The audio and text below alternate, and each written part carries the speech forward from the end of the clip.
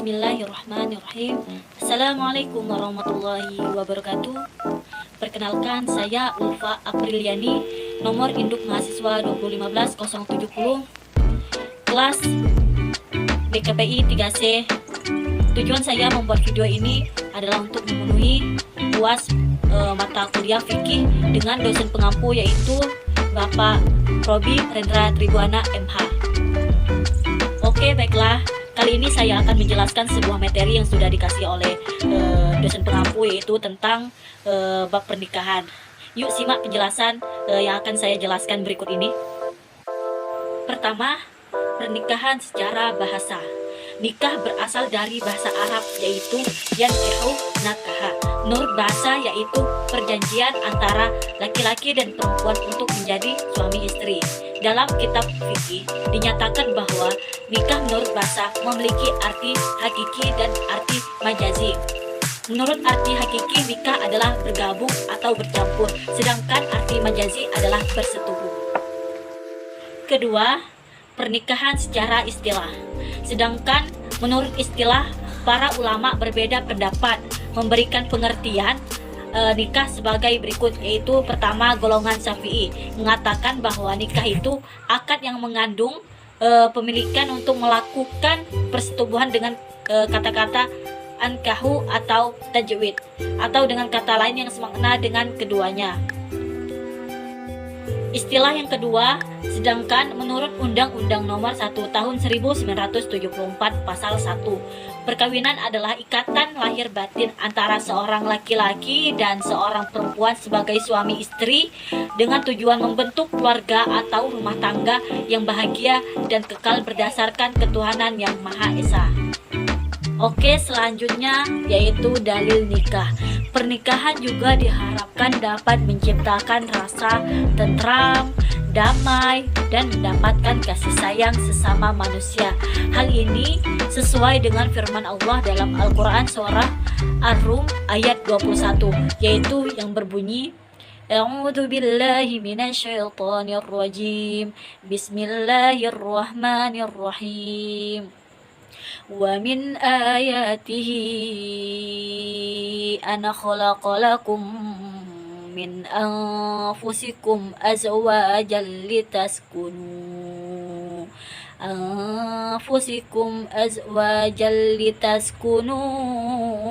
ilaiha wa ja'ala bainakum mawaddatan wa rahmah. Inna fi dzalika laayatil liqaumi yatafakkarun. Shadaqallahul azim. Dan di antara tanda-tanda kebesarannya ialah Dia menciptakan pasangan-pasangan untukmu dari jenismu sendiri, agar kamu cenderung dan merasa tentram kepadanya. Dan Dia menjadikan di antara kamu rasa kasih dan sayang. Sungguh pada yang demikian itu benar-benar terdapat tanda-tanda kebesaran Allah bagi kaum yang berfikir. Oke, seperti apakah kriteria dalam memilih calon pasangan? Kita simak. Yang pertama, wanita dinikahi karena 4 perkara. 1. Harta. 2. Kecantikan. 3. Keturunan. 4. Agama. Yang kedua, laki-laki dinikahkan karena 2 perkara. Ada yang tahu? Pertama, akidah. Kedua, akhlak. Nah, selanjutnya memasuki materi tentang hukum nikah. Adapun mengenai hukum pernikahan yang berbeda-beda pada hakikatnya, karena hal tersebut tergantung terhadap keadaan fisik maupun psikis masing-masing orang tersebut. Maka agar lebih jelas hukum pernikahan dibagi menjadi beberapa hukum sebagai berikut. Adapun hukum yang pertama yaitu wajib. Hukum nikah ini menjadi wajib bagi seorang yang memiliki kemampuan biaya untuk menikah, mampu menegakkan keadilan dalam pergaulan yang baik dengan istri yang dinikahnya. Kedua, sunnah. karena pernikahan hukumnya bagi orang yang telah mampu. Ia juga tidak khawatir akan berbuat zalim kepada istrinya, tetapi ia masih sanggup untuk mengendalikan dirinya dari perbuatan haram tersebut.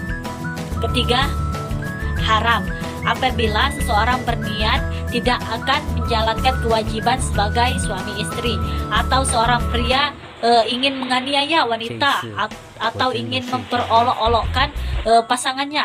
Terlebih lagi ia khawatir tidak akan mampu memberi nafkah pada istrinya dan keluarganya baik secara lahir maupun batin.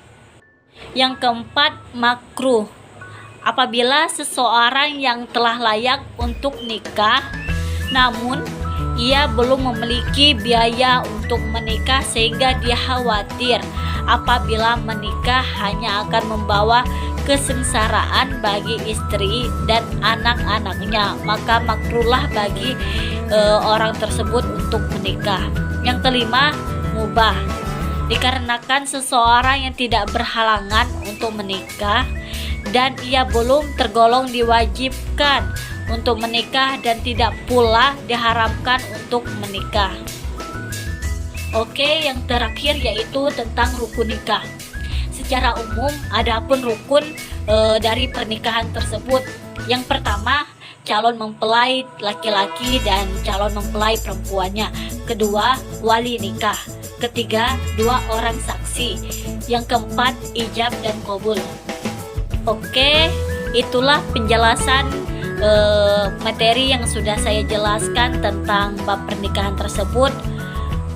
Saya akhiri, wabillahi taufiq wal hidayah. Wassalamualaikum warahmatullahi wabarakatuh.